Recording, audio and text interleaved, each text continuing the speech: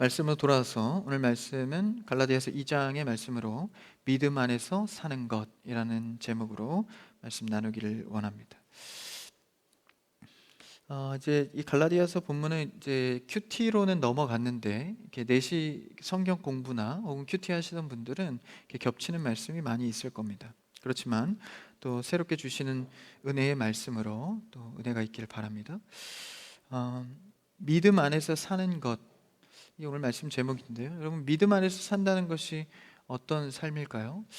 우리는 하나님께서 주시는, 그러니까 내 힘과 능력이 아닌 주님께서 주시는 무언가, 그 믿음으로 사는 것인데, 오늘 갈라디아 성도들에게 일어난 일이 아닌 안디옥 교회에서 일어난 일을 오늘 사도 바울이 인용하여서 전해주고 있습니다. 그러니까 실제 지금 현장에서 일어난 것이 아니라 바울이 안디옥 교회에 있을 때 겪었던 일을 갈라디아 성도들에게 전하고 있습니다.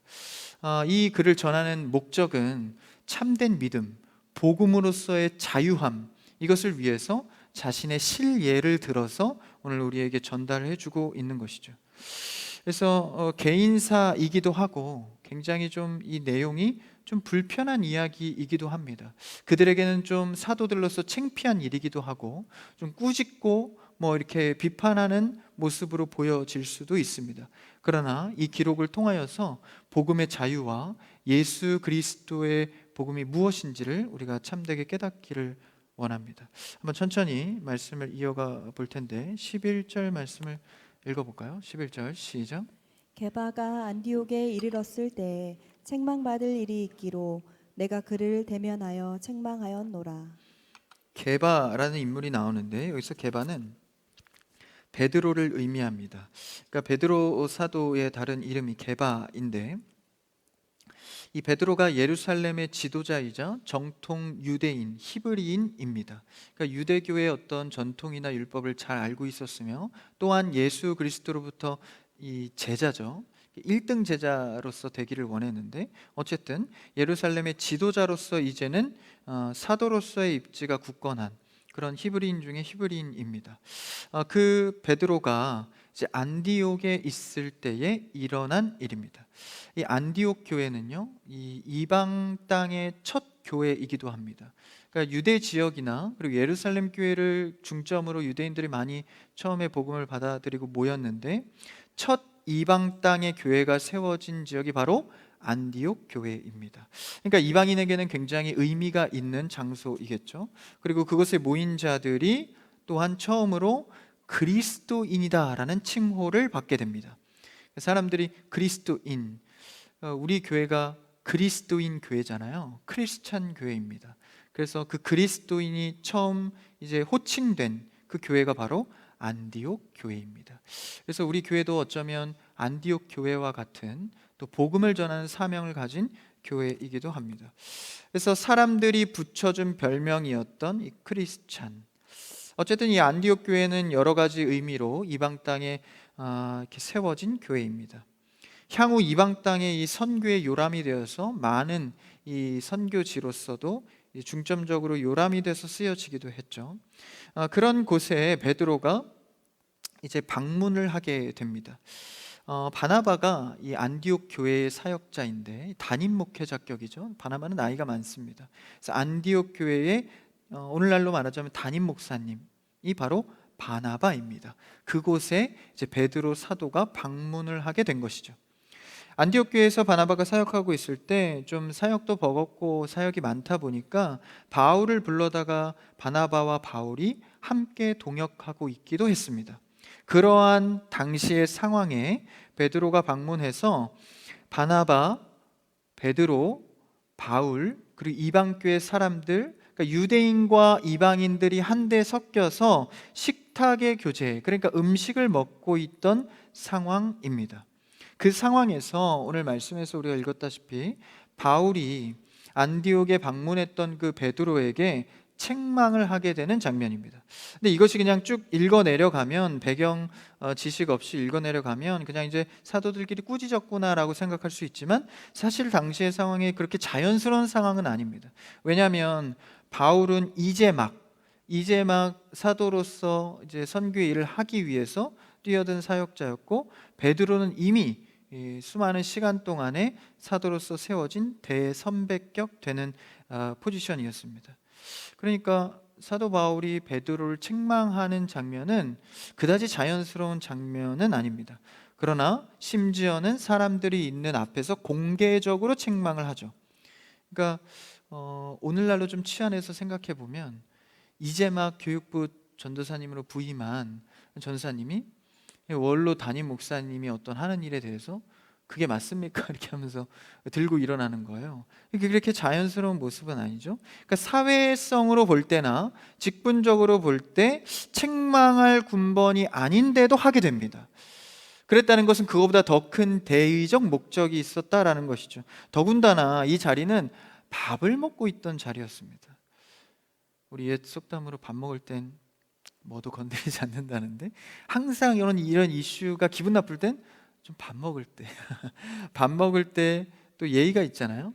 더 기분 나쁠 수 있는 상황이었습니다. 그런 상황 중에 이제 어떤 손님이 한 명 찾아오게 되는데, 한번 12절을 읽어볼까요? 12절 시작. 야고보에게서 온 어떤 이들이 이르기 전에 게바가 이방인과 함께 먹다가 그들이 오매 그가 할례자들을 두려워하여 떠나 물러가매. 제가 앞서 말씀드린 건 이제 전체적인 그림이었고, 이제 게바가 안디옥에 이르렀을 때 12절에 이제 야고보에게서 지시를 받아서 온 어떤 이들이 안디옥에 방문을 하게 됩니다. 그러니까 그들이 식탁 교제를 하고 있을 때 갑자기 찾아오게 된 손님이죠. 여기서 말하면 야고보가 보낸 사람들이 왔다고 전하는데, 야고보는 이제 예루살렘 교회에서 같이 베드로랑 사역하고 있던 지도자입니다. 이 야고보 사도도 이 예루살렘의 담임 목회자격으로 본부 교회에 있었던 사역자죠. 예루살렘 교회의 지도자 야고보가 시켜서 보낸 사람들이 왔다고 전합니다. 야고보의 이름을 걸고 왔다라는 것은 이 교회적으로 공신력이 있다라는 것입니다. 그러니까 개인적인 어떤 사정으로 소식을 전하기 위해 온 게 아니라 어떤 공적인 의미를 갖고 왔다라는 것이죠. 그런데 우리가 한 가지 좀 여기서 체크하고 넘어가야 할 것이, 과연 정말 야고보 사도가 지시해서 온 사람들일까? 이런 궁금증을 가져야 합니다. 왜냐하면 당시에는 이 사도들이 시켜서 정말 그 복음을 들고 혹은 소식을 들고 온 사람들도 있었지만, 당시에는 그렇지 않은 자들도 있었습니다. 왜냐하면 복음을 받아들이고, 이 크게는 두 가지 갈래로 사람들이 패가 나눠지는데, 한쪽은 복음 맞다, 좋지만 우리가 계속 갈라디아 성도들의 거짓 교사들 본 것처럼 우리에겐 율법과 할례가 있기 때문에 이것을 이행해야 그 복음도 완성되는 것이다. 한쪽은 뭐죠? 아니다, 그리스도가 모든 것을 완성하시고 죄를 패하셨기 때문에 우린 그리스도만으로 구원을 얻을 수 있다. 그러니까 그 두 가지 갈래 속에서 이쪽 갈래에 있었던 사람들은 특히나 유대인들의 전통을 지키기 위해서 그런 거짓된 복음을 전하기 시작한 것이죠. 근데 자기들만으로는 좀 부족하니까 교회의 사도권의 공신력을 갖고 움직인 겁니다.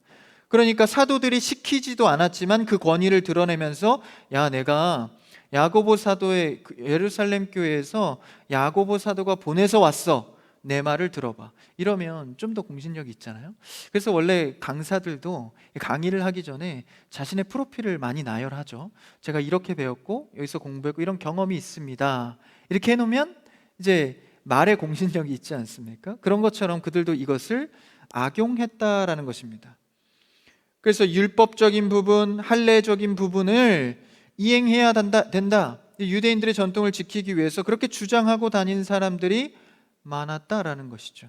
그것을 사도행전 말씀에도 살짝 기록하고 있는데, 그 장면을 한번 찾아볼까요? 사도행전 15장 24절에 나와 있는 말씀인데요, 한번 그 대목을 같이 읽어볼까요? 앞에 있습니다. 시작. 들은즉 우리 가운데서 어떤 사람들이 우리의 지시도 없이 나가서 말로 너희를 괴롭게 하고 마음을 혼란하게 한다 하기로. 우리 가운데 어떤 사람들이 우리의 지시, 여기서 우리는 이제 사도들입니다. 사도들의 지시 없이 교회의 공적인 목적을 갖고 간 것이 아니라 자기들이 스스로 가서 너희를 복음에 대해서 괴롭게 하고 근심하게 하고 헷갈리게 한다. 그러니까 오늘 말씀에서도 이 특별한 지칭을 하지 않고 12절을 보십시오. 어떤 사람들, 야고보에게서 온 어떤 이들이라고 표현을 합니다. 그 어떤 사람들이 베드로가 있는 이방인과 함께 식사하고 있는 자리에 왔다라는 것이죠. 그래서 이 안디옥 교회에 있던 이방인의 교회이니까 이방인들 그리고 유대인 뭐 이렇게 사도들 섞여서 식사를 하고 있던 때였죠. 그러니까 먹다가 야고보 사도의 지시를 받고 왔으니까 당연히 유대인들 아닙니까? 그러니까 이 유대인들을 다른 말로 표현하면 할례자들인데, 이 할례자들이 두려워서 식사가 중단되게 된 것입니다. 그러니까 할례자들은 야고보가 보낸 자들이기 때문에 유대인들이었고, 할례자들이 가장 금하는 것이 바로 이방인들과의 식사 자리입니다. 그러니까 당시에 그리스도의 복음을 받았음에도 그들은 이방인에 대한 자유함을 아직은 얻지 못했다라는 것이죠. 우리도 신앙생활 하다 보면은 이런 은혜를 받았구나, 내가 정말 섬기고 사랑해야 될 영역들, 그러나 아직 신앙의 눈이 확장되지 않아서 아직은 내가 고집하고 아직까지는 내 전통과 고집대로 생각하는 것, 그래서 신앙과 내 의지가 믹스되어서 정말 어떤 것이 맞는지를 헷갈려하는 상태. 유대인들은 율법과 전통에 대한 생각을 아직 놓지 못했다라는 것입니다. 완전히 자유하지 않는 것이죠. 우리도 때로는 세상의 한 발, 교회의 한 발, 어떤 중요한 결정 앞에서도 애매한 결정, 애매한 신앙을 할 때가 있습니다. 근데 이런 장면들 속에서 사실 베드로는 이 신앙관에 대해서 애매한 자가 아니었거든요. 처음에는 유대인 편에서 많은 생각을 했지만 하나님께서 경험을 통해서 그가 유대인에 머물지 않고 이방에도 복음이 전해질 수 있다는 사실을 명확히 본 자, 그게 바로 오늘 말씀의 게바, 베드로입니다. 그 경험을 잠깐 소개하면, 유대인들이 먹으면 안 되는 음식, 그것이 이제 환상 중에 내려온 거예요. 그러니까 하나님께서 이 음식을 먹으라라고 말합니다. 유대인 중에 유대인 베드로가 그 장면을 보고 어떻게 이 더러운 음식을 먹을 수가 있습니까? 저 먹을 수 없습니다. 그러니까 두 번, 세 번 계속해서 이제 먹으라라고 지시를 하죠, 하나님이. 저는 유대인입니다. 이런 더러운 음식을 먹을 수 없습니다. 그러니까 하나님께서 뭐라고 결론합니까? 내가 거룩하여 먹으라 하는데 네가 왜 다른 얘기를 하냐? 네가 왜 부정하다고 하느냐? 창조주인 내가 율법을 지었고 유대인들을 낳은, 공동체를 허락한, 아브라함을 통해서 유대인의 공동체를 허락한 내가 먹으라 하는데 네가 왜 부정하다 하느냐? 우리도 이렇게 아무리 크리스찬이어도 자신의 신념을 내려놓기란 쉽지 않다라는 사실입니다. 여러분이 가정을 통해서 배운 것, 사회와 환경과 인간관계를 통해서 배운 것, 한마디 말씀으로 내 신념을 내려놓기가 정말 쉽지 않다라는 사실이죠. 사도들도 예외일 수 없었습니다. 여러분, 우리가 갖고 있는 신념, 경험들, 말씀 앞에 겸손해지기를 축복합니다. 왜냐하면 자칫 내가 가진 신념이 종교가 되어버려서 말씀에 순종하지 못하고 나의 고집을 할 수 있다라는 것이죠. 기독교가 말하는 구원과 생명이 아닌, 교회는 다니지만 기독교이지만 다른 종교 생활을 할 수 있다라는 것입니다. 그래서 하나님께서 베드로에게 먹으라라고 했을 때 이것을 정확히 깨닫지 못한 베드로가 이제 환상 후에 이제 백부장 고넬료를 만나게 됩니다. 그러니까 백부장 고넬료는 이방의 가정입니다. 이방 땅의 사람이었는데 그 가정을 베드로가 만나게 하셔서 그 가정에 복음이 들어가는 것을 현장에서 확인하게 합니다. 야, 이방 땅 고넬료의 집에, 누구도 유대인도 알아주지 않는 그 이방의 고넬료의 집에 성령 하나님, 복음이 임하는 것을 보고, 야, 정말 이게 하나님께서 먹으라 했던 그 환상이 진짜구나. 여러분, 하나님께서 주신 말씀과 기도의 응답이 여러분 현실에 보여지기를 축복합니다. 그것을 통해 베드로가 확신하게 되는 거예요. 그래서 이방인에 대한 복음과 성령이 들어간다는 것을 실제에서도 깨우치게 된 거죠. 야, 우리의 것만이 아니구나. 정말 율법과 할례로만 되는 것이 아니라 누구든지 그리스도를 믿는 자는 성령을 통해서 구원받을 수 있구나.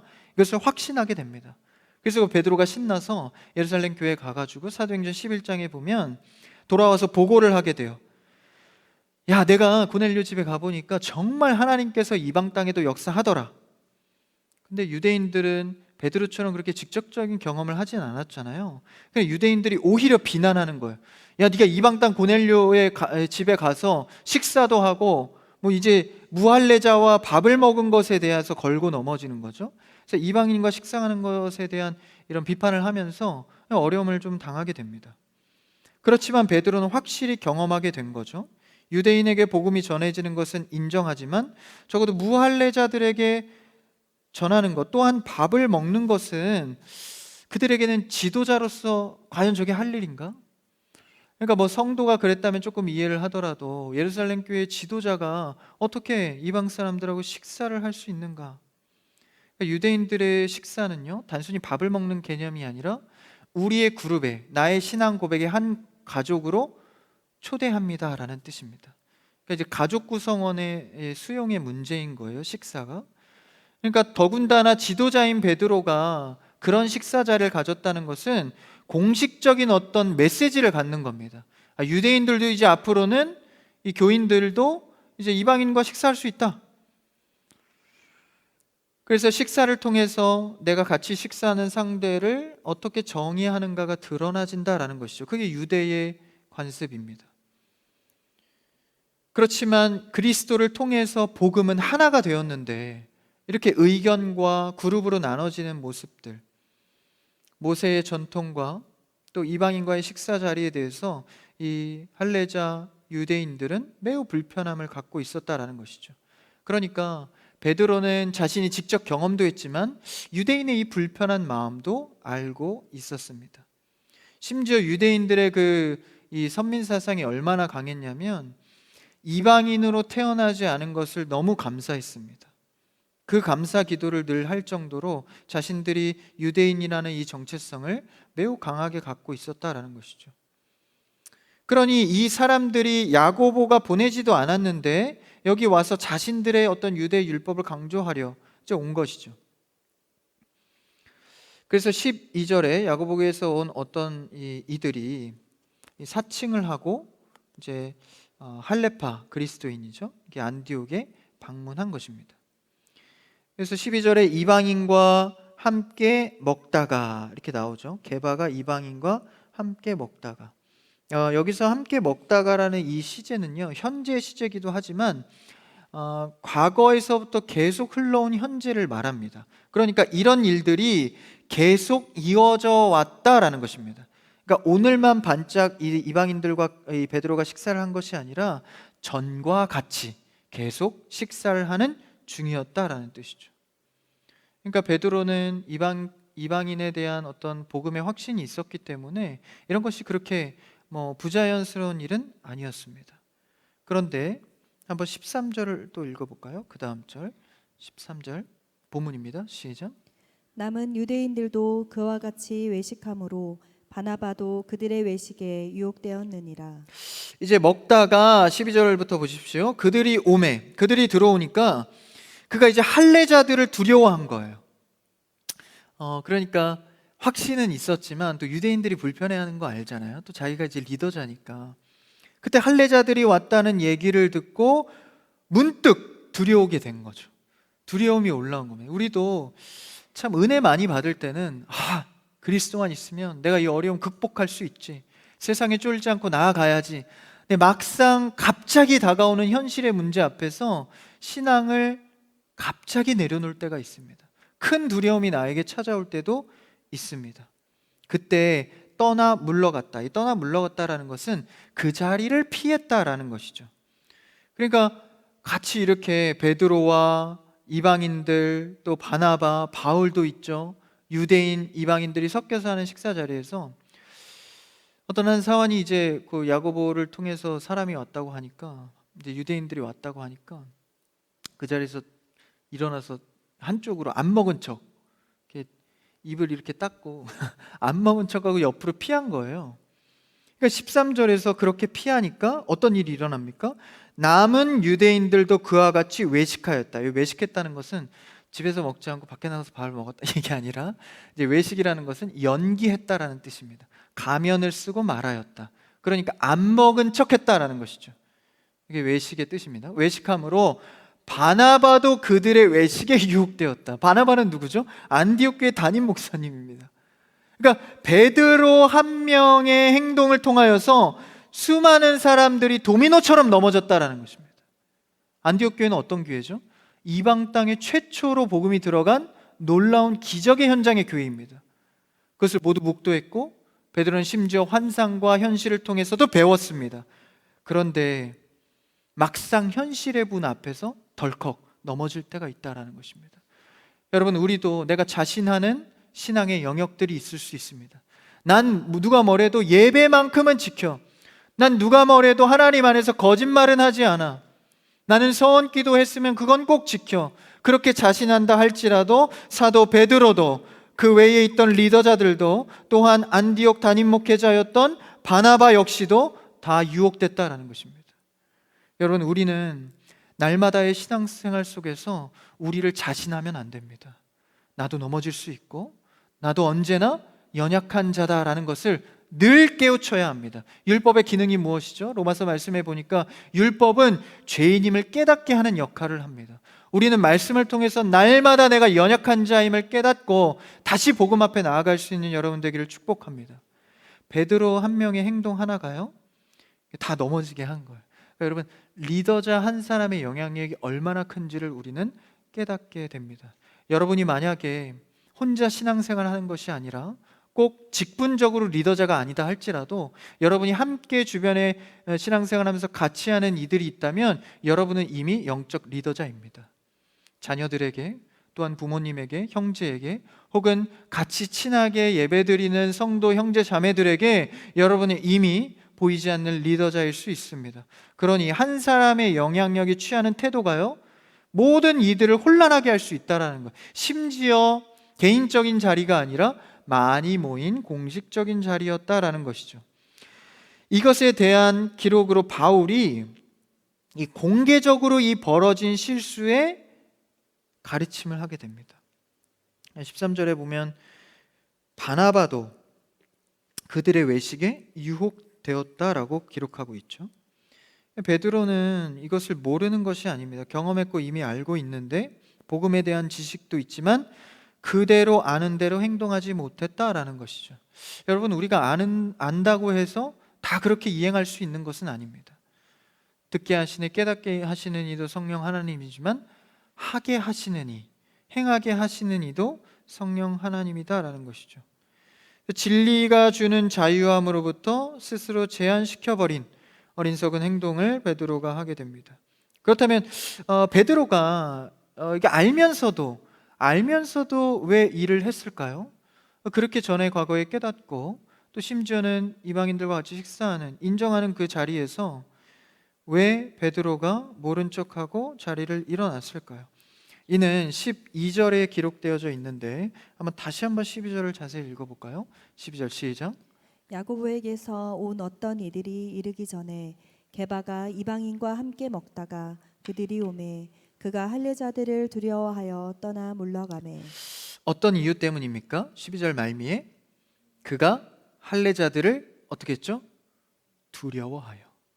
그러니까 베드로가 그 깨달음과 지식은 있었지만 그대로 이행하지 못한 이유는 할례자들을 두려워했다라는 것. 다시 말하면 사람을 두려워했다라는 것입니다. 여러분, 우리는 늘 신앙 고백처럼 달고 삽니다. 하나님을 두려워해야 돼. 아무리 환경적으로 내가 손해볼 환경이 있어도 하나님을 더 두려워해야 돼 라고 말하지만 실제 현장에서 베드로도 할례자들, 사람을 먼저 두려워했다라는 것입니다. 결과는 뻔하죠. 식사 자리를 피하는 외식을 하게 됩니다. 하나님을 두려워하지 않고 사람을 두려워할 때 벌어진 일이었다라는 것이죠. 아무리 많은 지식과 신앙생활을 오래 했다 할지라도 사람을 두려워한다면 우리에겐 소망이 없습니다. 여러분, 어느 자리에 있든지 하나님을 두려워할 줄 아는 여러분 되길 축복합니다. 그래서요, 하나님에 대한 두려움은 우리가 늘 하나님의 사랑과 공존하여 갖고 있어야 합니다. 그러니까 늘 추상적으로만 사랑의 하나님, 좋은 하나님, 날 도와주는 하나님 이렇게 기억하고 있으면 이 두려움의 문제에 대해서는, 거룩한 두려움에 대해서는 잊어버린다라는 거예요. 하나님은 죄인을 미워하시고 죄에 대해서 심판하시는 분입니다. 천국이 있지만 지옥을 묵상하지 않고는 천국에 소망이 없듯 우리는 늘 하나님의 사랑과 하나님에 대한 두려움이 공존해야 합니다. 그래서 예배 드릴 때 거룩한 두려움으로, 겸손함으로 나아가는 것이죠. 베드로가 순간적으로 사람을 두려워할 때 유혹을 받게 되었다라는 것입니다. 이로 인해서 이러한 유혹 때문에, 넘어짐 때문에 모든 공동체가 위기를 맞게 됩니다. 여러분, 우리 한국교회도 지도자들의 타락과 지도자들의 잘못된 한 번의 선택 때문에 공동체의 위기와 유혹을 받는 경우를 왕왕 보게 됩니다. 또한 당시의 현장의 이방인들은 얼마나 상심했겠어요. 그렇죠? 야, 사도 베드로, 이런 사도들을 통해서 우리도 구원받았다, 이런 기쁨의 식사 아니었겠습니까? 근데 지도자가 우리 일을 외면하고 안 먹은 척 하니까 이 이방인들 얼마나 상심이 컸겠습니까? 저는 이 장면이 너무 그 이방인들에게 좀 포커스가 맞춰져요. 그 연약한 자도 있었을 텐데 얼마나 상심이 컸을까? 그러니까 이런 현장의 공식적인 현장에서 일어난 일이기 때문에 이건 개인적인 일이 아닙니다. 공동체에 다 영향이 갔기 때문에, 그러니까 후배였음에도 불구하고 사도 바울이 공개적으로 그에게 말을 하게 된 것이죠. 한번 14절을 읽어볼까요? 그 다음 절 14절 시작.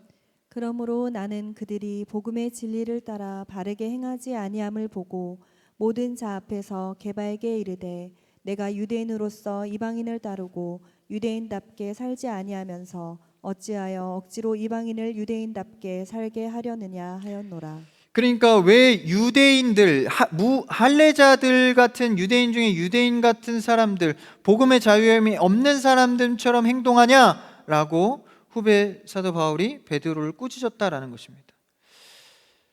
그러니까 이게 굉장히 큰 이슈죠. 막 대든 거예요. 왜 그렇게 하냐고. 사도 바울이 왜 그랬을까요? 뭐 이렇게 선후배도 없냐 너는? 뭐 이렇게 했을 수도 있는데, 사도 바울과 여기서 흥미로운 것은요, 이 베드로의 반응입니다. 베드로의 반응을 성경 말씀에 전혀 기록하고 있지 않습니다. 제가 베드로 같으면 야, 이제 막 사도 반응 네가 뭘 알아? 뭐 이렇게 했을지 모르겠지만 베드로의 반응이 전혀 기록되어 있지 않아요. 어떤 의견이나 베드로의 심정도 있었을 텐데 드러내지 않습니다.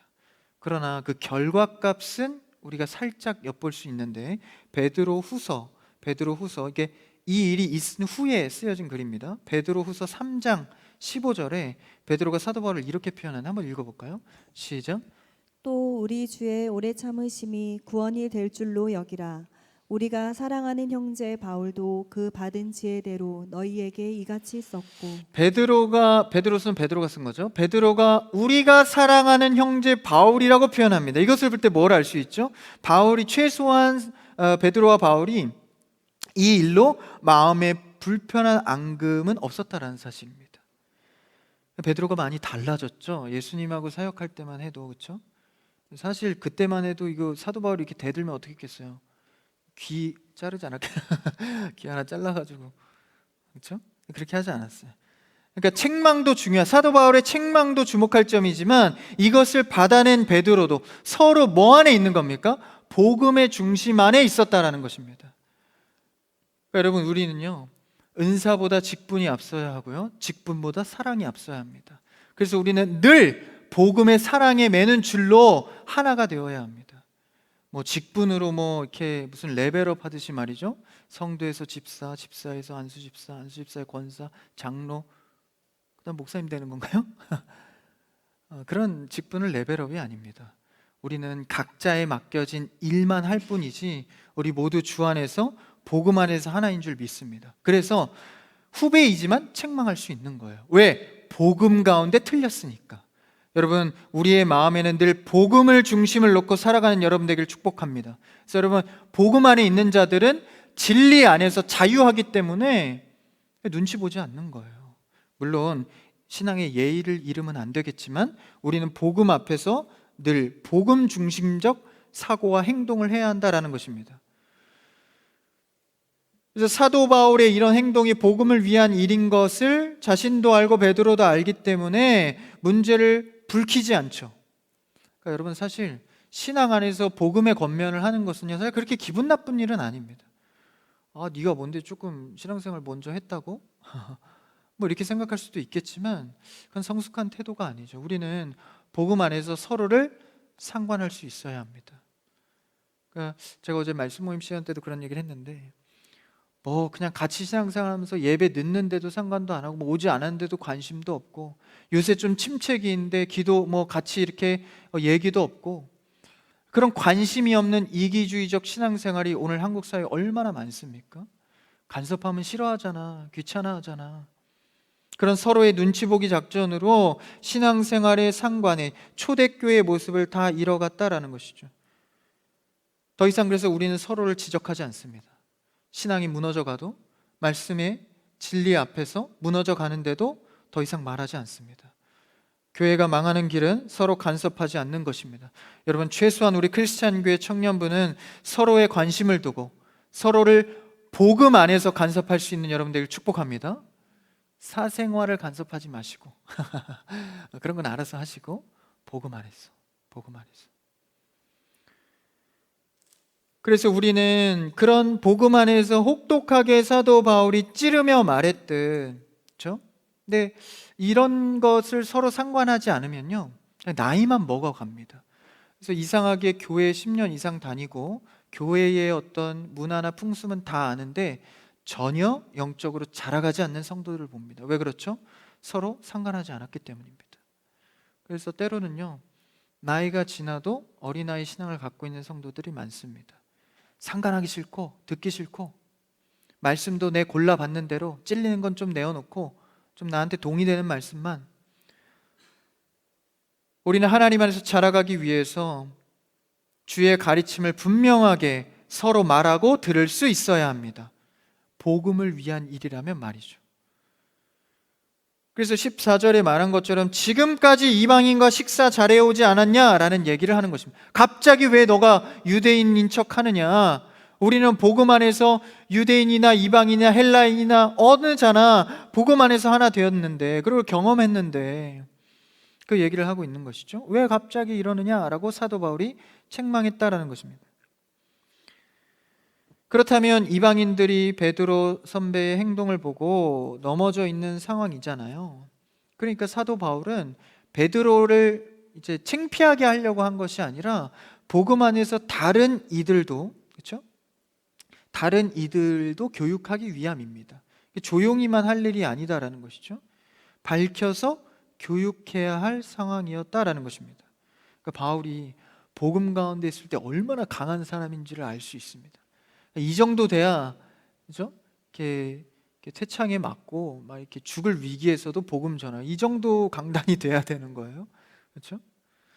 복음의 중심인 사람의 태도입니다. 여러분, 우리는 사도 바울처럼 어느 곳에서든지 담대하게 복음의 자녀로 설 수 있기를 축복합니다. 한번 그 다음 절 15, 16절 좀 깁니다. 같이 한번 읽어볼까요? 두 절을 15, 16 시작. 우리는 본래 유대인이요 이방 죄인이 아니로되 사람이 의롭게 되는 것은 율법의 행위로 말미암음이 아니요 오직 예수 그리스도를 믿음으로 말미암는 줄 알므로 우리도 그리스도 예수를 믿나니 이는 우리가 율법의 행위로서가 아니고 그리스도를 믿음으로써 의롭다 함을 얻으려 함이라. 여기서 이제 정확한 신앙 고백을 다시 한번 일깨워 주는 거죠. 지금의 신학 체계가 있지만 당시에는, 지금이야 우리가 신학의 어떤 그런 이 덩어리를 잘 갖고 있지만 당시에는 이게 큰 혼돈의 초대교회 시기 아닙니까? 그래서 유대인과 그리스도인의 신학적 논쟁 쉬운 일이 아닙니다. 그때 16절의 사도 바울의 선포로서 다시 한번 정의하는 거죠. 율법의 행위로서가 아니고 그리스도를 믿는 믿음으로써 의롭다함을 얻는다. 할렐루야. 우리가 이 신앙을 갖고 살아가야 합니다. 그리스도 안에서 사는 삶, 그리스도가 주는 복음의 자유함. 갈라디아서 3장 28절에서는 이렇게 표현합니다. 한번 같이 읽어볼까요? 시작. 너희는 유대인이나 헬라인이나 종이나 자유인이나 남자나 여자나 다 그리스도 예수 안에서 하나이니라. 뭐로만 하나 되는 거예요? 율법으로 하나 되는 것이 아니라 그리스도 예수 안에서 하나 되는 것이다. 복음이 주는 중요한 진리는 우리가 그리스도 안에서 하나다라는 것입니다. 복음도 신학도 그리스도도 하나인 줄 믿습니다. 갈라질 수 없는 거예요. 오직 하나, 하나의 복음이죠. 그래서 우리는 그리스도 안에서 한 몸을 이루어 갑니다. 복음의 본질적 속성이 그렇기 때문에 우리는 사도 바울처럼 이 복음이 무너지고 잘못되는 일 앞에서는 나서야 한다라는 것이죠. 이 유대인들은 율법과 전통에 사로잡혀서 이 진리의 이 신학의 고백을 보지 못했다라는 것입니다. 그들의 멤버십, 유대인이라는 전통의 그 멤버십 때문에 이 복음이 주는 자유를 누리지 못했다라는 것이죠. 여러분이 생각하고 있는 신념, 내가 고집하는 생각들, 여러분 말씀 앞에 내려놓을 수 있기를 축복합니다. 내려놔야 한다면 내려놓는 것이 복음의 자유입니다. 그래서 주님이 복음 가운데 전해주는 대로 교회 안에서도요, 우리가 복음으로 품어야 할 중요한 문제와 태도들이 많습니다. 그러니까 우리 교회 안에만의 문화의 풍습이 있잖아요. 우리 교회 안에서 친해지는 멤버십들이 있잖아요. 그것 때문에 새로 온 청년들을 못 받아내는 경우가 있을 수 있다는 것입니다. 우리 교회에서 무조건 이렇게 해야 돼, 우리 이렇게만 친해져야 돼, 뭐 이런 멤버십들 때문에 새로운 자를 받아낼 여력이 없을 수 있다는 것이죠. 그래서 제가 강조하는 것이지만 이제 많이 친해진 사람들 있잖아요. 한 대략 보니까 한 3년 정도 잘 정착하면 많이 친해지더라고요. 여러분 그 이상 친해질 필요 사실 죄송하지만 없습니다. 계속 친해질 필요 여러분 없습니다. 이제 그 멤버십을 갖췄다면 우린 뭐 해야 돼요? 세상에 나가 빛과 소금, 다른 이들을 받아낼 수 있어야 합니다. 유대인들이 다른 이를 받아내지 못했던 것은 그들만의 멤버십을 구축하여서 말씀과 별개로 자신들의 좋아함, 여러분 우리끼리 좋아하는 것이 아니라 많은 영혼을 받아낼 수 있는 크리스찬 교회 청년부가 되기를 축복합니다. 그래서 제가 간섭하는 거예요.